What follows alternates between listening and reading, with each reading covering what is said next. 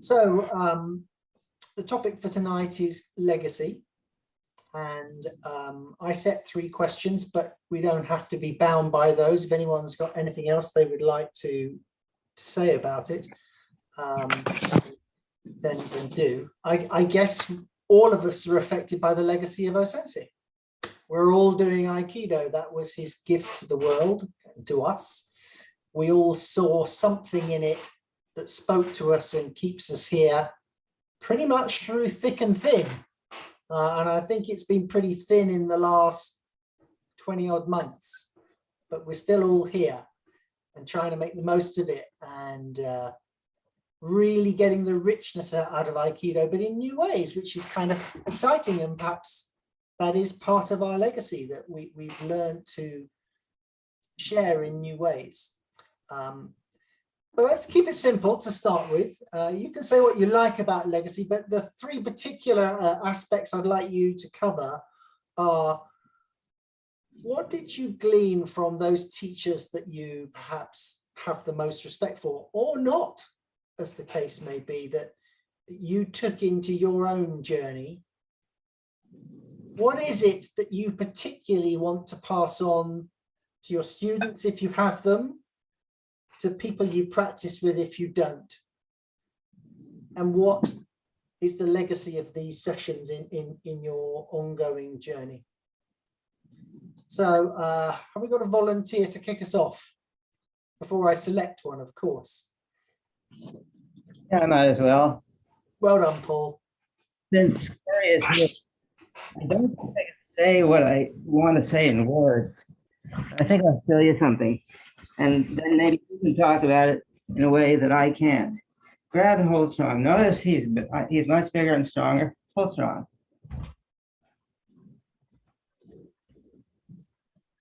Here, oh. What am I doing? I'm going inside his body, controlling him very gently. And the way I've learned that is to think, hey, why is he doing this? What does he want to do? I can feel him pushing with this hand to take me down this way. Why would you do that? Wait for my buddy. Take me down. I do this. Now, my thought is, how can I absorb him gently? Strike, strike, and that's just. If I don't think then I don't understand the flow. Does that make sense? Or the other side? Well, I suppose what I'm going to ask is, what's the link to legacy? This is what I'm trying to teach. If you don't do the technique on the person, out of the person, you go into him, take him over, and if you're not thinking, how can you kill him, how can you injure him, you can't avoid doing that. In order to do this safely, I have to know not to do that, but I could. And so my sense is, Aikido techniques don't really exist. They're discussions, and then if you're gentle, you can save them, but you can't understand that discussion unless you have spoken. Thank you. Does that mean anything? Well, I'll leave it to others maybe to put their own interpretation on it, but I'll start that by saying that what you're really saying is that without the martial component and being aware of the martial possibility, you have no place, you can't really be compassionate. That's true. And there's a specific feeling. Can you say what it felt like? Because the first time I ever practiced, I haven't asked him to say anything. Corey, go for it. Yeah, I guess I'd say, among other things, it's it's hard to tell when you're not actually feeling the interaction, but I don't feel forced.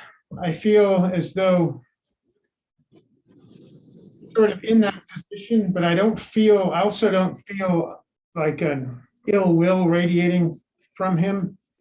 It's more equanimity, or Yeah, so I guess I felt people who can physically dominate me with strength, for example, and it's just a very different feeling.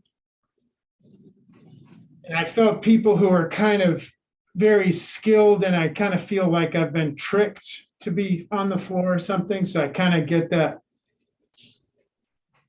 There's a kind of resentment, like, okay, you know, some fancy stuff, you know, I'm going to go get my gun. Whereas I don't feel that here. It seems more, this is what, I don't know, this is the inevitable result of our interaction, what I started or something like that. So this is what Paul's doing is the only one that makes you not to want to get a gun, basically. Only one, but it doesn't, you know, I'm from Texas, so, you know, I actually don't have a gun, but I Excuse my humor. So Paul, I mean, basically what you're sharing, I mean, you're not looking to dominate and be one up on Corey. Is that what you want to pass on? The fact that if people try to put one over you, you don't need to respond in kind? No, I do want to dominate him. But domination for me is the opportunity to control him and keep him from getting hurt. Right, okay. Right, but in a way that he doesn't feel like he's dominated. Of course, I don't want to push him.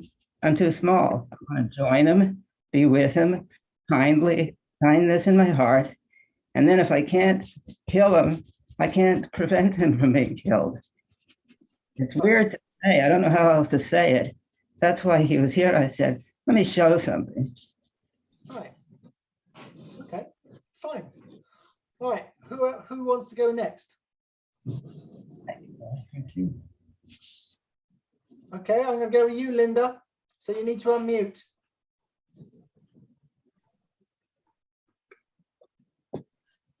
I put the chat window over the mute button. All right. Let's see. Can you repeat the question? So you can say anything you like about legacy, but the three questions I posed for you to think about were, what did you take what were the things you took from teachers that last with you the longest? Okay, let's stop on that one. I'll just address that one.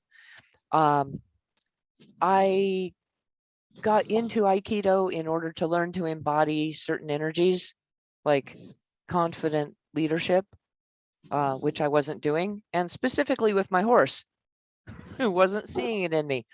So I actually chose the lineage without thinking of it in those terms. I chose my lineage and chose my teachers specifically for that, and had done a lot of reading, a lot of listening to podcasts, a lot of books and online, and found my lineage is Dave Goldberg Sensei is my teacher, and at the time his main teacher was Robert Nadeau, and that's the same lineage as Wendy Palmer Sensei, Richard Strozzi Heckler, George Leonard Sensei, and their writings all resonated with me. There's this sort of web of legacy I get down from that lineage, all of which involves embodying energies, embodying that softness, and embodying confidence, embodying alignment.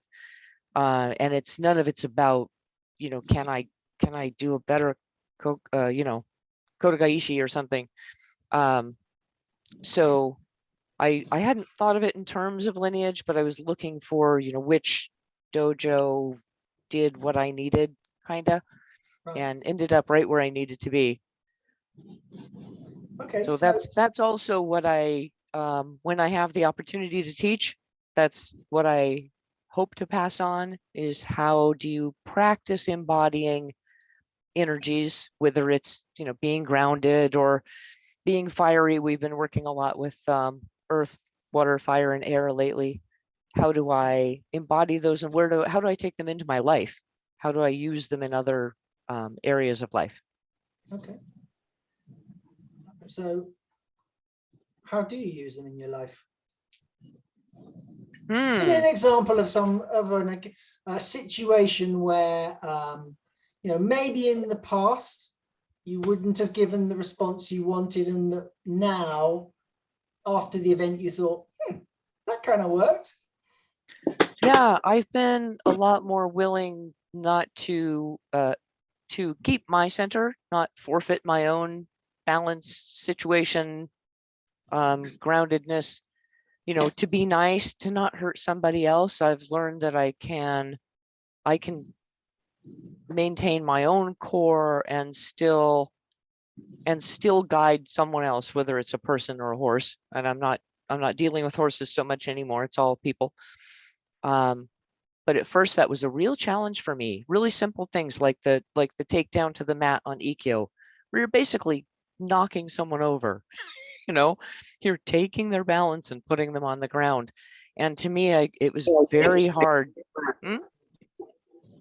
It was very hard to bring that energy into an interaction without being angry enough, you know, without it being like, oh, I'm going to get you. And so I've been able to learn to have that kind of solid connection and what my sensei calls ruthless compassion with someone, without it coming from a place of like, you know, you finally pissed me off enough. I'm, you know, that it can come from kindness. It can come from pretty much nothingness. It you know, it doesn't have to be. Sorry, I'm getting an echo now. I can't think. But it doesn't have to come from a negative place. It can come from a neutral or positive place as well. Can you think of a specific instance though, where you're not on the mat doing Ikkyo, but a daily life situation? Sure, I've been a lot more willing to speak up, and again, without getting plugged in about things. One that came to mind the other day was, this didn't happen the other day, I remembered it the other day, was someone had used my gender as an insult, which you will hear from time to time, you know, don't act like a girl kind of thing. And, you know, instead of getting pissed off about it, I said, like, don't use my gender as an insult.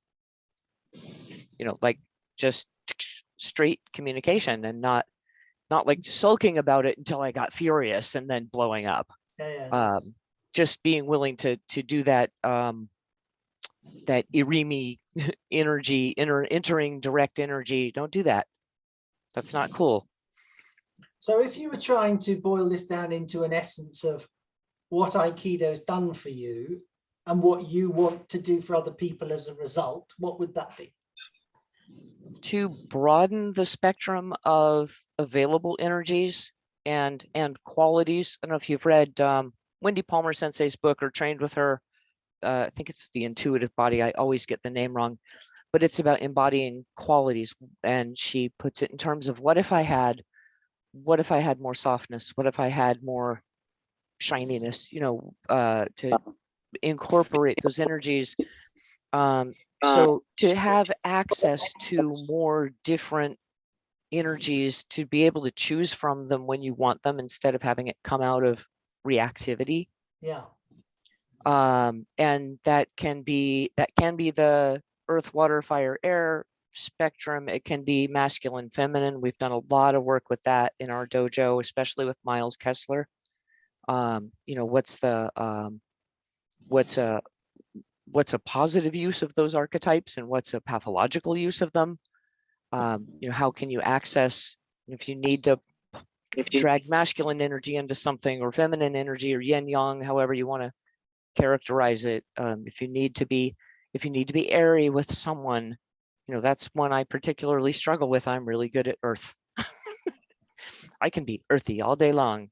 Airy is what I'm working on. But to be able to practice those in a physical way, to me, it's like affirmations, but on a deeper level. You know, when you say, I am healthy and energetic every morning, that it sinks into your mind. It sinks in. You start to have that story about yourself. On a deeper level, when you behave in that way, when you can behave in a light and airy, uplifting, spacious kind of way, or when you can behave in a watery way, when you can practice that physically, it gets into you at a deeper level. It, it just soaks in even more than the saying the words. So that's how I see this practice is like affirmations, but even more physical. Marvelous. Okay. David, are you up for coming onto the stage?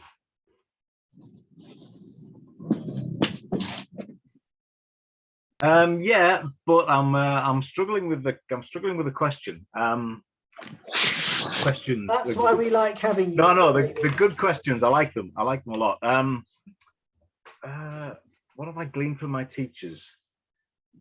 One of the things I was just thinking about there, I was listening to Linda, was I guess the difficulty now is differentiating what Aikido has, how Aikido has transformed me from what would have happened otherwise. So in some ways, the past has happened and you're moving on. So it's difficult to know whether some of the things would have, what is now my new me, as it were, as opposed to what Aikido has given, what would have happened naturally or normally or through other bits of life.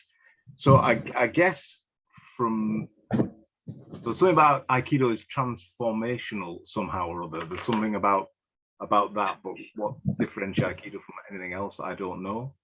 I would say generally, when I think about when I watch other people or think about other people, I can see change, and so I can see people growing confidence, stand taller, be more present. But I don't necessarily see that in myself, although that's probably true. But it's more difficult to see, I think, internally. Yeah, I get that. I'll ask you a question and maybe try to make you be a little more objective. So if I were to ask Sylvie the question, what do you think Aikido has done for you? What do you think she would say? Sylvie's his wife, by the way. No, yeah. That's a good question. I don't know. This is sometimes you think, well, does a better I speak out. I've always been outspoken. Have I changed in that? Am I still fairly Arimi in terms of my attitudes? Probably. Can I? I don't know. It's difficult. I don't know. Equanimity generally, I would say, but I would have thought I had some of those qualities beforehand. So I'm not too sure. I didn't really analyze myself too much before I started doing Aikido. So therefore, what's actually changed from what I was before to where I am now? So I find that quite difficult to think about. But it's a good question. I'll maybe go and ask her, then I'll come back and give you an answer. I think you should. Maybe, yeah. But in some ways, it doesn't really matter because it's what am I doing now is the important bit. Although I guess if you wanted to sell Aikido to the world or to the new student, what would I say? And I would talk about transformation. I would talk about making yourself more confident, giving yourself more tools, all those sort of things. But different from other modalities or other practices. So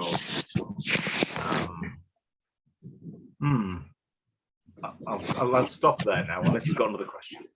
All right, fair enough. Judith, you're up with us. So I am. What do you want to say about Legacy in terms of where you've come from, what you want to pass on, these sessions, whatever? Okay. I studied with Sensei Klesnikov and his pupils for about 25 years. And then recently I've been studying with Bjorn, and they're very different. One of the things that Sensei Klesnikov said that I really like is he says, it's not one-upmanship, it's all-upmanship. We're all working together to help each other develop and grow. Right. So that's an important message. Absolutely. Anything else?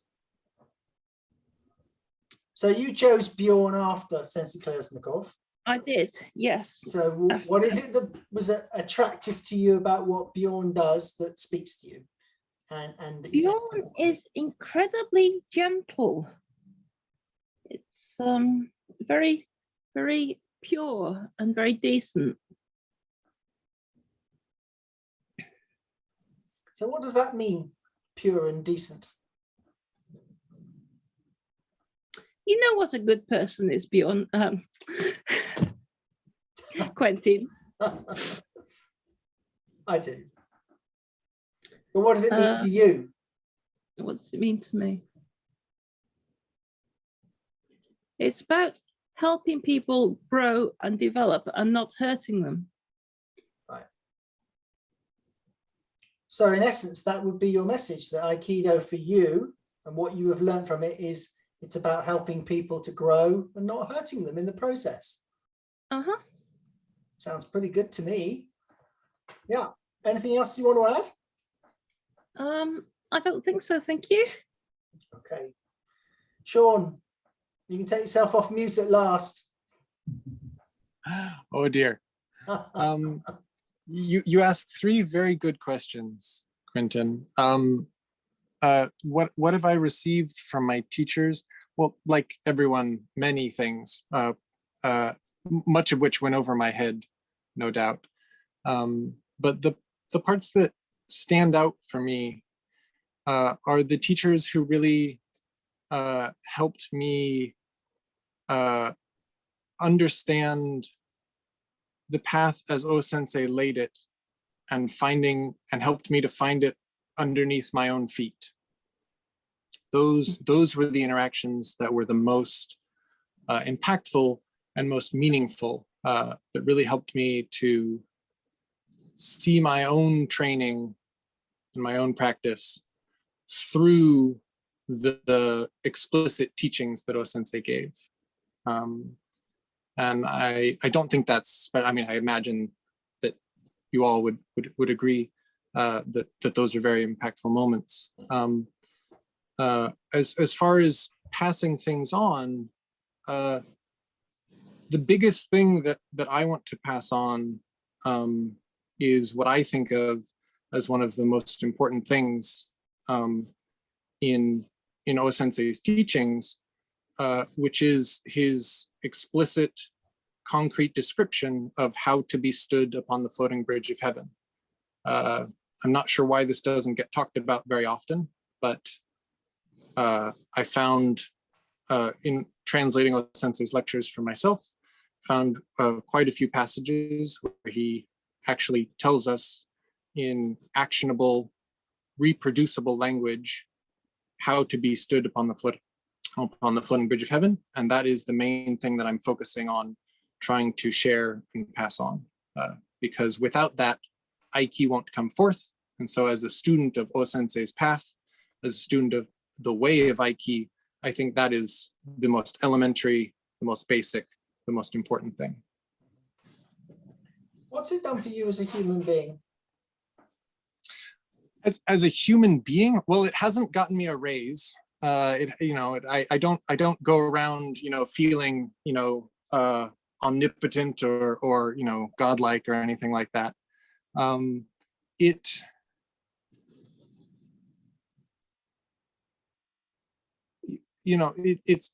not something I do for a certain material gain, but the process that O-sensei describes for how to be stood upon the floating bridge of heaven feels really good. And one of the definitions O-sensei gives for Aikido is Aikido is that which gives birth to a beautiful and joyous world without war and without contention. Right. Okay. Right. So so I was gonna say, as a method, right? So that's a big goal, right? And essentially being stood upon the floating bridge of heaven, right? And doing that as he describes it, right, is, in my opinion, one of the most realistic methods for actually doing that. So I'd like to think, and it probably is true, that this message is not one that lives with you just for the hours that you're on the mat. It lives with Yes. you in other aspects of your life. Yes. It's not all aspects of your life. And so you're in the field of academia and you're dealing with Yep. some crusty academic who's not being particularly helpful. How do you get the best out of that kind of situation and still feel the joy of the moment? You can pick another example if you like. Yeah, no, I mean, this is a perfectly good example. I don't usually try to think of like, oh, what would be the Aiki thing to do? Or how do I use my skills and talents to take this situation and guide it into a peaceful resolution? I try to react naturally, right? And just be my best. And you know, what the Aikido practice helps me with is recognizing, oh, I have a shuchaku, I have attachment here. Oh, I have kegare. Oh, I have tsumi, right? These are places where my own unfolding from Ichigen, from the one source, has expresses as magahi, as the distorted spirit. Okay, I recognize that. And then O-sensei gives us concrete teachings about, well, what do you do in that situation? How do you restore, right, that expression to straight? How do you transform shuchaku? He tells us how to do this. So it's all within myself, right, to realize, oh, I've screwed up here. Like, right. you know, So it's given you I'm trying to win. It's given you, if you like, a way of being more aware of your own humanity and seeing where you're not perhaps being your best self. And with that, being able to find a way maybe back to something closer to your best self. Yes, on my good days. On my bad days, it of course devolves into the usual fist shaking. It's okay, Sean. We'll let you still be human. We're all still working on Thank you. Right? Thank you. Andrew, how about you? Can you hear me all right? I certainly can. Right. Apologies. I'm having technical problems and I disappeared for a while, but it seems to be all right now. I want to take a more simplistic view of it. I always think of legacy. We all started somewhere. Regardless of who you are, we all started somewhere. And over the years or however long, you've been influenced by, I would imagine, different people. I started very humbly, but when I started, my instructor was an orange belt. So it was a big club with 30 odd people in it, but the instructor was an orange belt and the rest of us were all kind of very close behind them. But over the years, as I've moved on, we as part of that, we were influenced by some of the Japanese instructors who'd come over to London and had also come up to Glasgow. So there was a kind of mixed legacy there. I then later found Ralph Reynolds, who has been my main kind of inspiration up until his death a few years ago. But to me, sort of legacy, it's the person who kind of points you on the path and sort of directs you in the way that you want to go. And eventually you begin to find your own direction and your own path. And to me, if I think of my legacy, I would like to think that I pointed other people onto the path and allow them to find their own way through it. Sure. Talk a little bit more about the path. What's the path for you? Well, sort of like some of the things that have been said, the path to me is a way of life. I was asked some years ago if I could ever conceive of not practicing Aikido, and I couldn't. I discovered this way. I discovered it's something that helps me in my daily life, and it's a direction that I'm pleased that I followed. So Aikido is part of direction in your daily life, as far as I'm concerned. Is there anything you want to add? No, not really. I mean, as a school teacher, I find it immensely helpful in dealing with situations in schools. Since I've retired, it's been a much wider way of sort of dealing with life in general. Do you think your Aikido journey informed the way you taught? Yes, very much so. I believe in sort of listening to what other people are saying and trying to understand where they're coming from, which is all part of the interaction in Aikido, and then hopefully influencing what they're doing and where they're going. Right. Great. Thank you. Joe, time for your turn.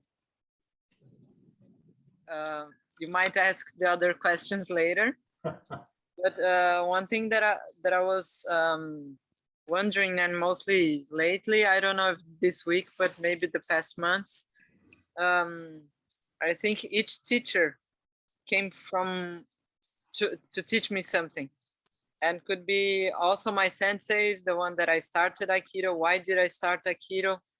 And recently other senseis shows up, just like my kindergarten teacher, my architecture teacher and mentor, and my father, my animals, my COVID, and friends and relationships, everything become a sensei. And it's weirdly, but kind of comprehensively, they are kind of interconnected in a mysterious way. And I think this is part of Aikido. It's a process. It's not only a physical practice that we do on the mat. So I think each one has their role in my development life. It's not that just like I'm living in a place not in São Paulo anymore. I'm not practicing with my previous senseis, but I think every time in my life that I meet them again, I will learn something from them. And even if we talk from a distance, if anything happens, they will be part of this journey. So yeah, I think I'm good with that. Oh, I like it. That's very, very good. So if you were to do all of that, so you can be inspired by just about anything, it would seem, which is a marvelous answer, I think. So what are the main things that you're starting to try and build a few students of your own now? What's the main thing you want them to get?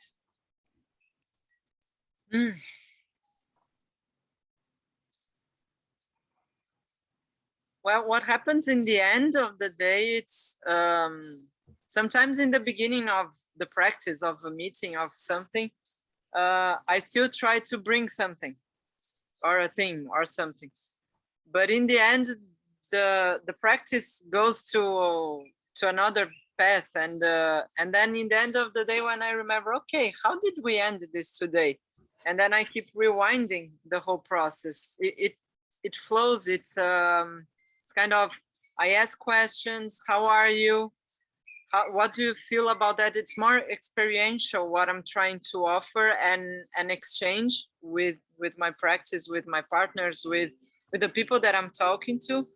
Then, okay, let's do this today. Let's do only shomen. Let's do only boken. So it's something that it's arising. I think it suits today because it's happening. Maybe I don't know what is going to suit better next week, sure. Next year. I don't know. Okay, so I get from that it's a very live process. It seems, you teach what you think is right in the moment, but I get the sense also that it's like putting together a jigsaw, that all of these pieces, when you put them together, add up to something bigger. Am I putting words in your mouth, or is that right? Ask again, please. Okay, so every week we have a different theme. You do what's right in the moment, but they're all connected, these themes. So it's like making a jigsaw. You put one bit of the puzzle in that week. And as you put more bits of the puzzle in, you get a clearer picture of what what it is we're looking at. Is that accurate? No, it's just like that. One example, it was, I don't know, months ago, one of my online student, we were just practicing getting closer to the computer or to the mug of coffee or to the glass of water. What happened? And suddenly of all he said, well, it's funny, I just got closer. He didn't do anything else. He didn't bend over the computer or didn't bend over or do any strain. And it was, I don't know, maybe 4 months ago. And now we are getting back to this same sentence. Okay, what happens if we just get closer? If we just adjust our body to get closer? It's just that what happens with our interactions, with our situation. So that was one example that coming, I just got closer. Just this tiny little sentence, and it brings back, and oh yeah, okay, it's just that. It's kind of some tips that comes quickly, and that changes the interaction. So sometimes we're trying to do shihonage, and somehow it's not working. He's not understanding, and there are some gaps and some contentions, just like Sean said. Okay, let me get closer, and then when I get closer, something happens that what was harder to understand, it's clear, and then we can find different responses. Okay. Does that answer? Kind of. I'm going to leave you. I'm going to leave you with this question, which you can come back to me and say, no, that doesn't make any sense to me, or I'd like to think about it. The question is, when we put this jigsaw together, what does it look like? Why do we want to make this jigsaw? What's it offering? So I'm going to just park that with you, and maybe we'll come back to you in a bit. Is that okay? Yeah, it's okay. Okay, good. Dimitra.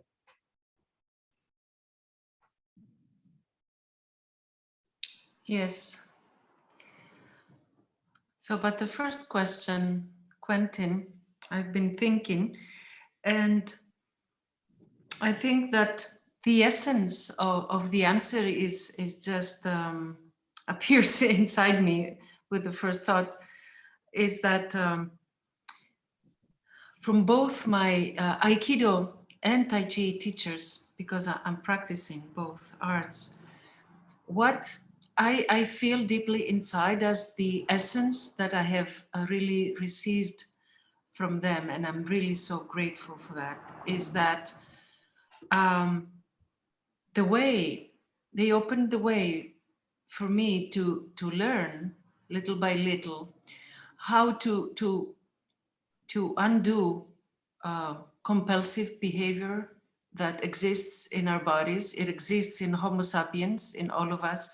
How to slowly learn to recognize and to undo compulsive patterns of behavior, and to learn how to act consciously and not like a monkey.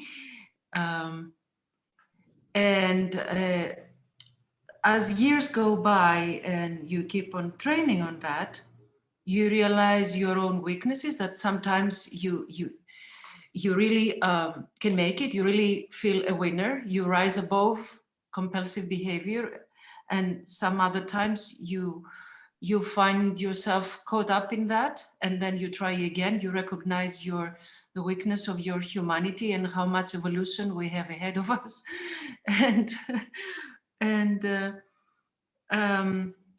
again, something that I find really the most inspiring thing that keeps me going, and from both Aikido lineage and Tai Chi lineage, is the first time that I learned how to, it happened, because when you try it, it doesn't work. It just happens by itself. When you act and you move out of emptiness, in Japanese, they call it mushin. In Chinese also is wuxin or wuwei, empty doing. It translates as empty doing, which is difficult to translate in theory, but when it happens with the body, it's like you don't act out of ego. It's like you connect with emptiness, and then the action is done through you. So I consider this the most precious thing that I've learned, because it takes you completely out of your ego and the possible feelings of anger or whatever. And I still remember Yanni Sensei, who passed away, a phrase that he used to say, that when you do a technique and you feel that you have struggled, then the technique is wrong. When you feel that as if you've done nothing, then it's right. And the same I've learned from Tu in Tai Chi linears. When you act out of emptiness, you rise above compulsive behavior and whatever feeling might arise. And this is really what I find worthwhile passing on to others, to my students, how a human being can learn to consciously evolve and not keep on repeating compulsive behavior all the time. And then something that Joanna was saying, I feel the same way. I feel that even my cat is my teacher. I feel that this is a whole family of things that you are inspired and you are learning from. And then I felt very emotional when she said that, because until my father passed away 13 years ago, I used to have in my mind and heart, you know, my Aikido teachers, my Tai Chi teacher, my meditation teachers, all those masters that I was training with and I was learning, inspiring. And then after my father passed away, all of a sudden, an inner realization came that he was the best. He was the first teacher in my life. All the others came second. And it was not only because of feelings, of feelings, daughter to father, that this realization came. It was a really deep feeling coming from inside, because what matters the most, what it really means in life to have a big heart and compassion and the ability of forgiveness, I learned from my father. So I realized, it seems that it is inevitable that some things you realize after someone has gone. You cannot realize them so deeply as long as they are alive. So I consider him my first teacher. And then all the others come after him. Very nice. And yes, I think this is the biggest challenge, how to rise above our compulsive behavior and evolve as human beings. So Because we are in a state of evolution. Sure. We all know that we are evolving. And I think all those practices contribute a little to our evolution. I agree. Well, I'm wondering how it would be after a few centuries or millennia. Well, we'll have that look down from our cloud and have a look and see what we think. One thing that does occur to me though out of that is that you're talking about this compulsive behavior and being aware that the compulsive behavior is not always the right behavior. But kind of Mushin is a way of, it's not compulsive, but putting in more positive patterns, because there is no thought, but you're doing the right things as opposed to the wrong things, and you're doing the right things more often. So the compulsive behaviors sometimes are useful and right.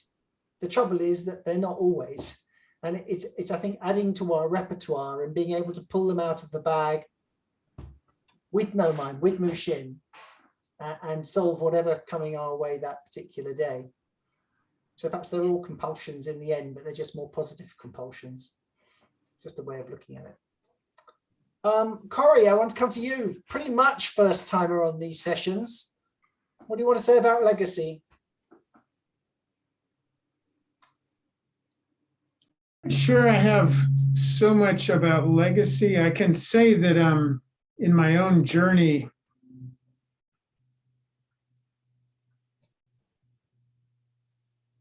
I guess the teachers that I have gravitated towards, like Paul, all seem to be on a path where they're endlessly getting further, higher, deeper into. None of them,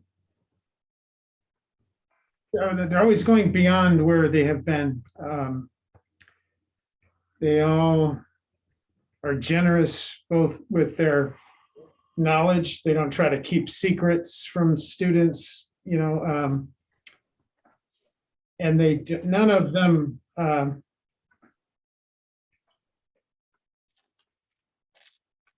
inflicts pain for, none of them would enjoy inflicting pain on somebody. Let me put it that way. But then I was going to say in my own journey,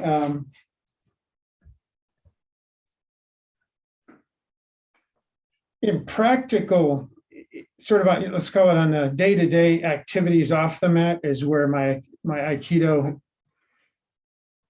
my connection to Aikido has shown up the most. I feel like I've learned to be more empathetic, more aware of what people might need at the moment. I've had a couple people recently. A student came to my office. I teach at a university. A student came into my office. We had talked about moon landing hoax theories, and he came in and told me you could sort of tell he was a bit nervous coming in because he said, I actually kind of think the moon landing was a hoax. And he gave me some reasons. And it was very, I noticed in myself an upwelling of wanting to say, well, some form of, that's not a very good reason because of this and that, or have you considered this objection or something? But I could tell it seemed to me he wanted to be accepted, that he didn't want to be considered a freak or a weirdo for believing this. And so I just talked to him about it and accepted him and gave him a connection. And all this I take to be the kind of thing we learn in Aikido to do physically as well. But so that kind of thing. Another person recently in an exercise place was telling me there's no way they would ever get vaccinated and giving me reasons why again. And I was very tempted to confront and to, even if gently, sort of coax them. But I don't know, it seemed to me the best thing to do in that moment was connect in a warm, accepting way. So anyway, long-winded examples, but of ways in which I've recently, applied what I take to be my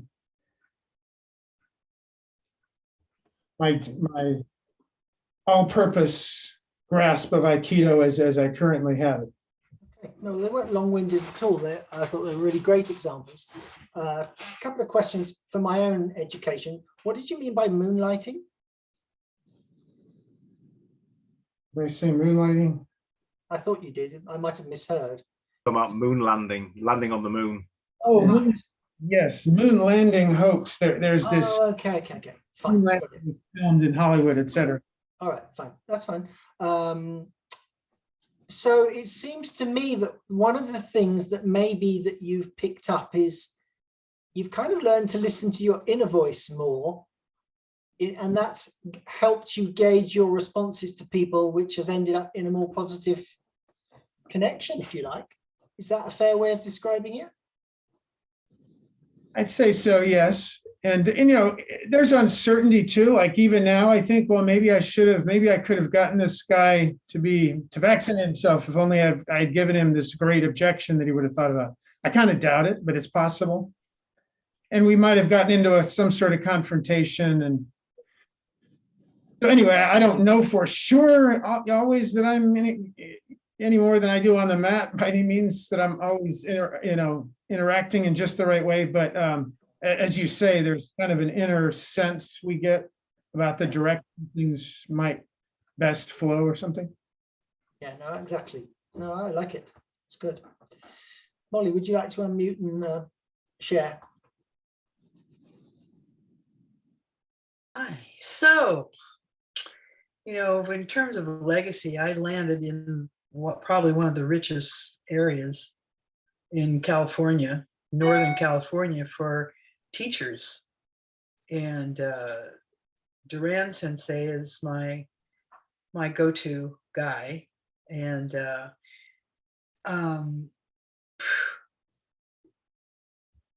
he left me with just evenness. He,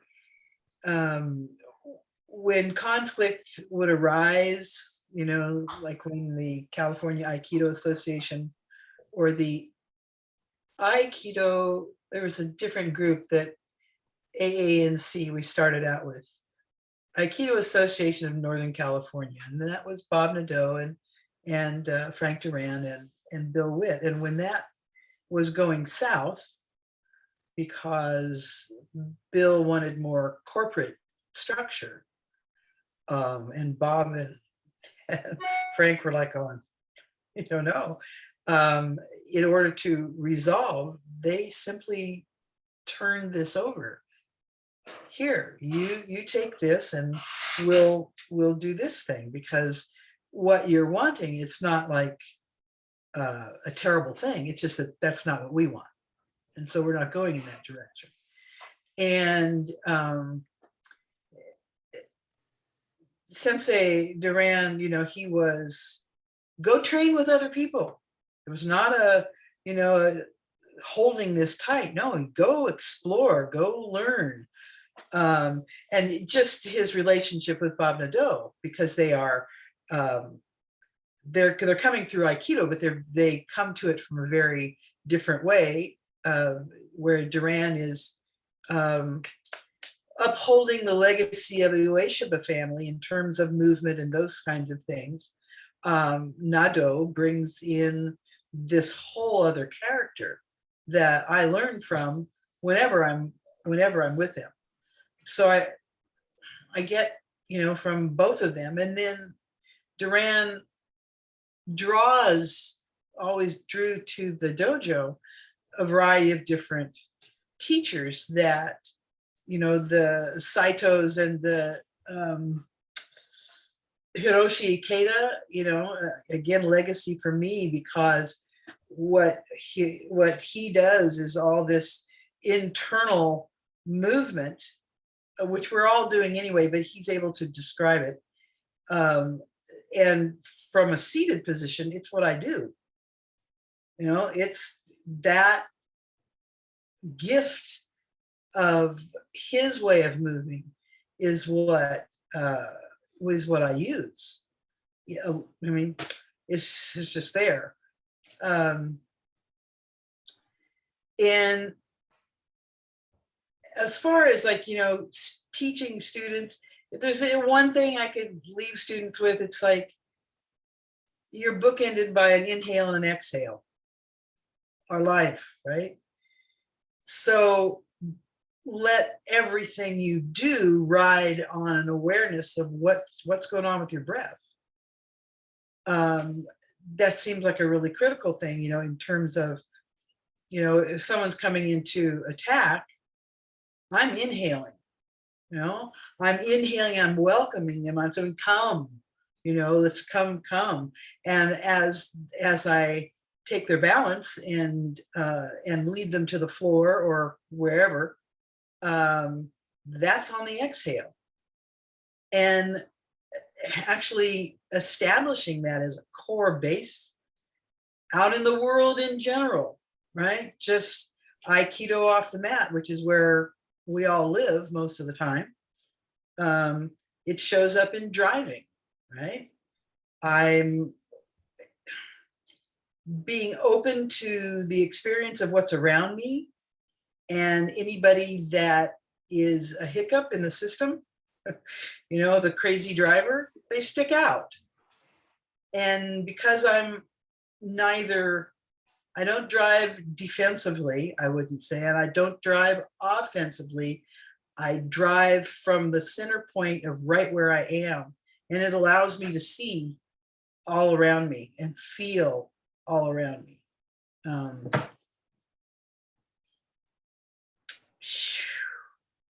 So I use it. It's like off the mat all the time. And, you know, when you're moving through the world in a wheelchair, the world treats you in a different way.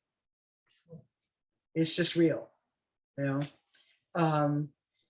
And sometimes it's, you know, oh, poor thing. And sometimes it's, gee, what did you do to deserve this? You get craziness, you know. And it's just a variety of things. And so the Aikido has allowed me to, again, just stay open to what I come into contact with. You know?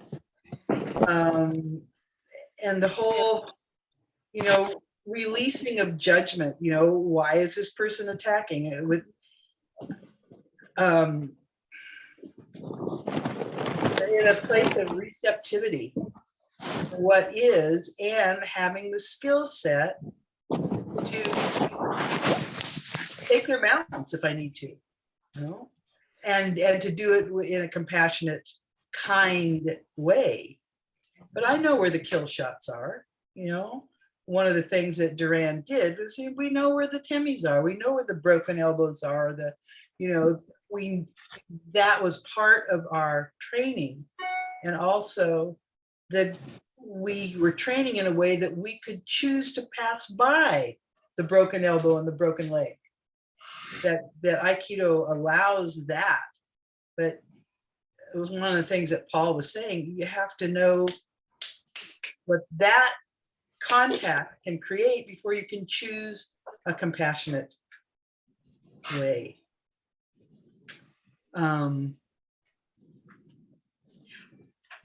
I came into contact with Yasuo Kobayashi, and this was I think it was in his 70s.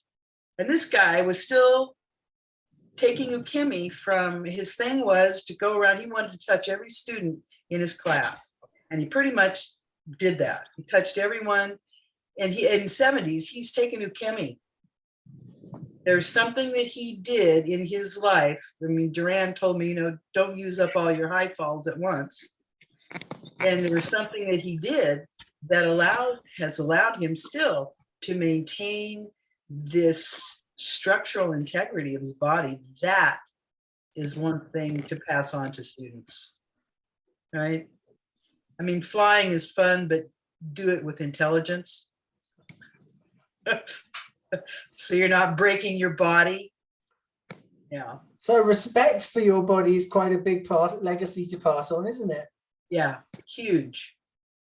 Because, you know, a lot of our senior teachers, because they came up in a system that a lot of it was unkind. Yeah. And they came up and their bodies are hurt, you know, and they stopped taking ukemi in their 50s. Yeah. And I think a teacher should be able to still show ukemi when they're 75, you know, it's like 80, why not? If the integrity of your practice has allowed that to happen. Yeah, really nice, good. Anything else you want to add, Molly? I've talked a lot. No, I mean, again, when you look at me without Aikido, I can't even go there. You know, it was such a profound alteration of life for me. You know, and it's really what allows me to bring myself, the self that was intended with, you know, removing all of the debris or the knee-jerk reaction. Not that I don't still have those things. I mean, I'm a work in progress, continue to be. That's the beauty of life and the art. But it has had a profound effect on my presence in life and my ability to be joyful. Beautiful. Yeah. And that is one thing I learned on the mat, was joyful was fine. Even laughter was fine. I mean, you know, it was an acceptable expression. Yeah. Absolutely. Yeah. Finn, if you would like to come to the party and join us and share your thoughts, we'd like that. Hey, This is being good for you. So, doing Allegra, what's her face? Is this being recorded? it certainly is. Yeah, Yeah, yeah. So say only nice things, unless you want to say nasty things. That's fine. I was getting a bit of vertigo there because thinking that I think I say that every time. Sorry, that's my cliche. But yeah, so the legacy, each moment has a legacy, and each encounter has a legacy, and it's through this sort of repeated correction and inspiration, the always new, always familiar practice of the art, but and that sort of what was I thinking as well? Like, yeah, the legacy of I remember the sort of metaphors and the feeling, so the way that teachers and fellows communicate and help each other with that sort of fierce kindness and care for the art and for fellow Aikidokas. That legacy is rolls on, and thinking as well that how even sort of Aikido, from what little I know of the roots of Aikido, it's a unique melding of influence, the same way that all of our favorite musicians are so indebted to their predecessors, but what makes them unique is their unique circumstances and their unique set of inspirations. And so we're all unique because of the unique encounters that we have on and off the mat. And that legacy sort of lives within us, and that's sort of a living example to ourselves. And we hold that in mind as a sort of ideal that we have that internalized legacy as well. And now we have this unique digital archive legacy. So how's it shaped you most?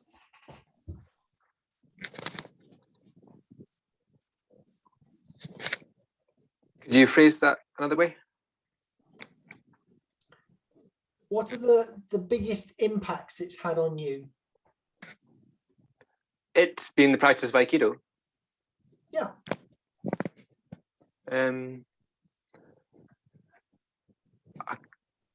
A core practice which draws in the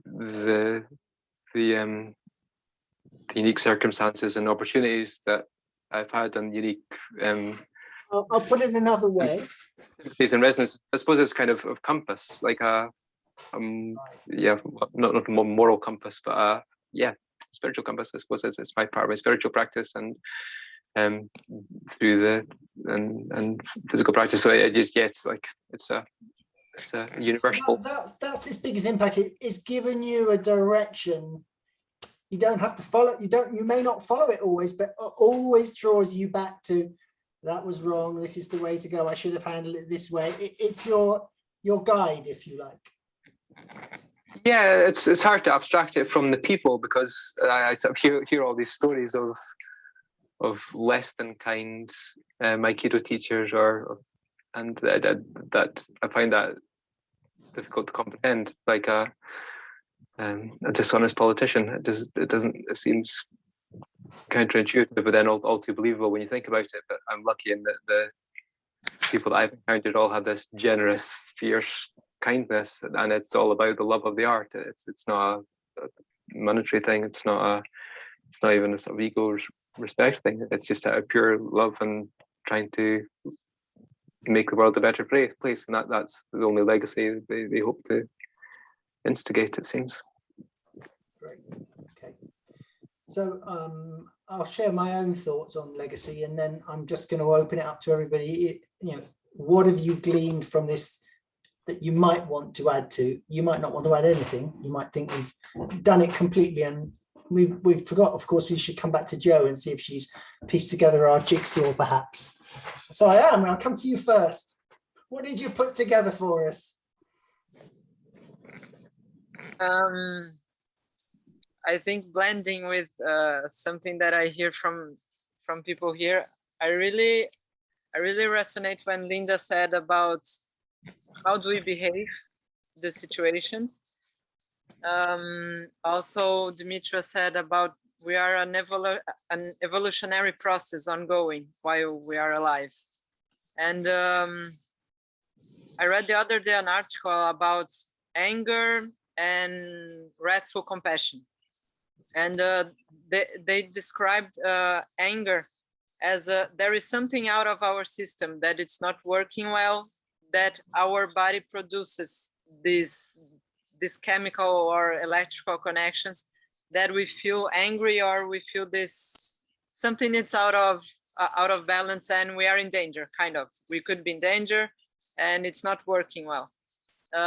What I bring with this in my Aikido, what I'm doing to myself and what I try to offer people, and as long as I am working with this, I don't know if something will change in my practice, in my learning and in my studies, is that, okay, I'm dealing with a situation, could be a grab, could be a strike, in practice in person or in daily situation.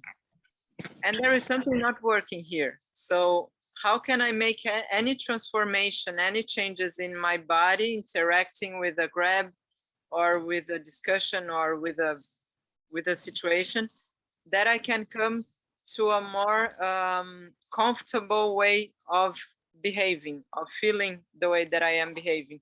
And then I can develop to something better. And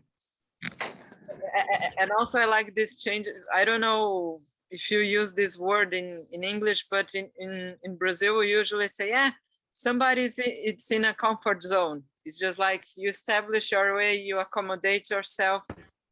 But I learned recently, I think it was in Ariga Sensei seminar, that he said, okay, comfort, stay comfort where you are. But this other comfort, it's something that brings vitality to us, that brings us energy, that brings us, that flows, that we connect, that we can listen and then we can speak. It's a comfort of the system. So the system was, something was out of balance in the system when I felt anger, for instance.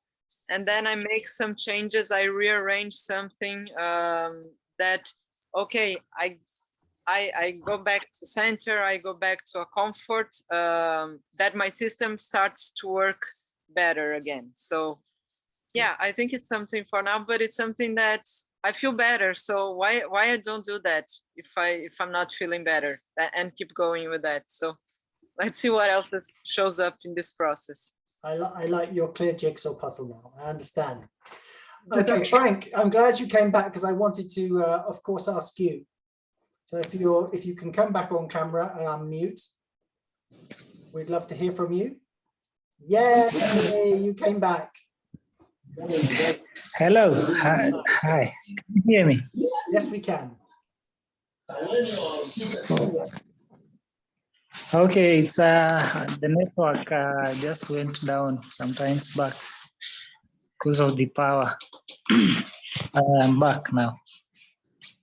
So the question is, what have you taken from your teachers that's most important to you? What do you want to give your students? And maybe what have you gleaned from the online sessions that you've attended? First of all, I've learned several qualities. One is control, and learning how even to control your emotions and also your part of you. Then also how to handle your opponent. That's the first thing I learned, because when I was in karate before, one thing I used to not have is how to control anger and the rest. I used to have a lot of fire of fighting and so on. But when I came to Aikido, I learned to control my emotion, control also the situation. And that's something I would also like to teach my students, that aggression is not always the right way to handle things. Is there anything else you want to add? Also, I've learned that to teach about peace, or to talk about peace more, and to also impact that peacefulness, or like it's all about the issue of about emotion and controlling, and also putting things in your mind that every situation you can be able to control it in a peaceful way, not in aggressions. Very nice. Thank you. Yeah. Okay.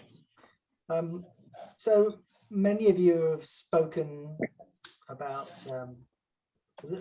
bits of what you've said have spoken to me. Dimitri particularly spoke to me about parents being like your first teachers.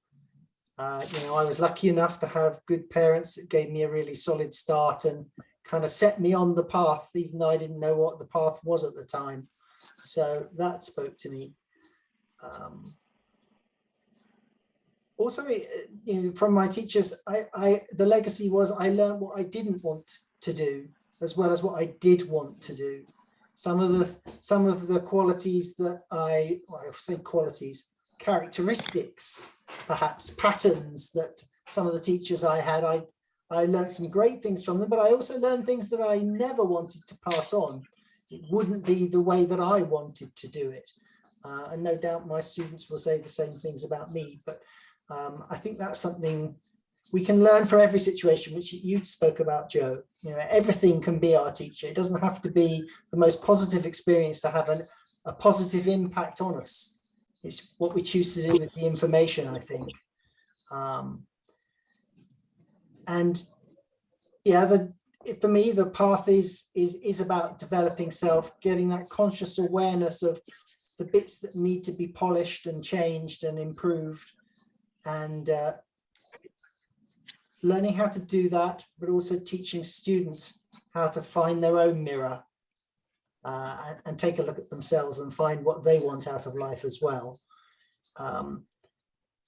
I don't think practice is terribly meaningful personally if it's just about what we do on the mat. If it doesn't transfer into every life situation, we're wasting the opportunity of what we're being offered. And I want to try and get as much out of this journey as I can. And I want to share it with as many people as I can. And make the world a better place, if you like.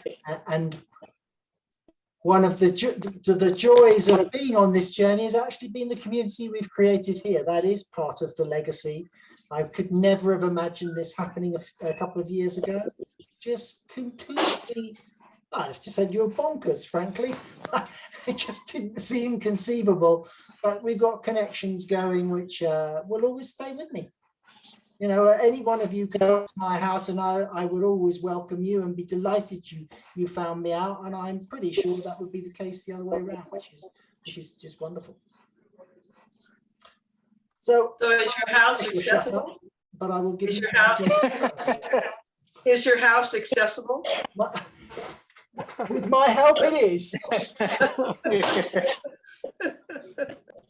Only my house is not accessible, but I found a waterfall here that is accessible. Ah. So, I only travel with my manual chair, and I have been carried up 4 flights of stairs before. So it's like I remain accessible, so things can happen. Yeah. No. Does anyone have any final thoughts they'd like to offer?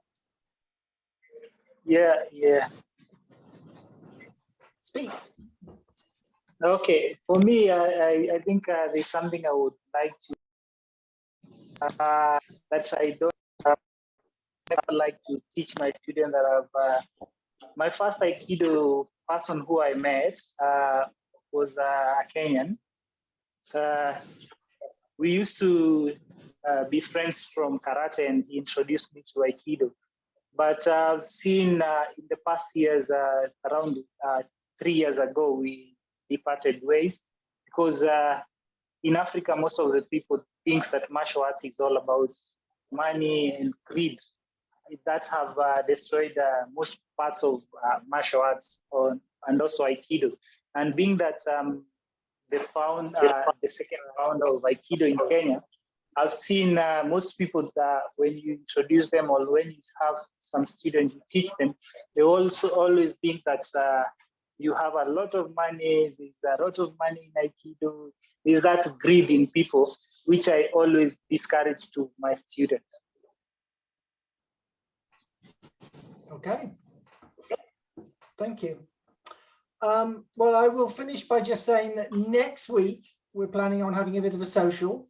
So come along, share your thoughts, share your fun, share your stories, share a drink or two, and it'll be around this time next week.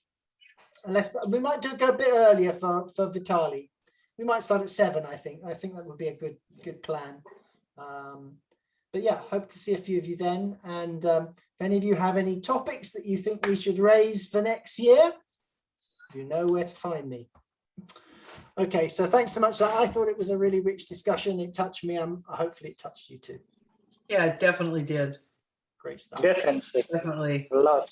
Yep. Good. Thank you, Quentin. Thank you, everybody. Yeah. Thank you, Thanks Quentin. for Thank you all, all. thanks for all your contributions. Bye. Thank you very much.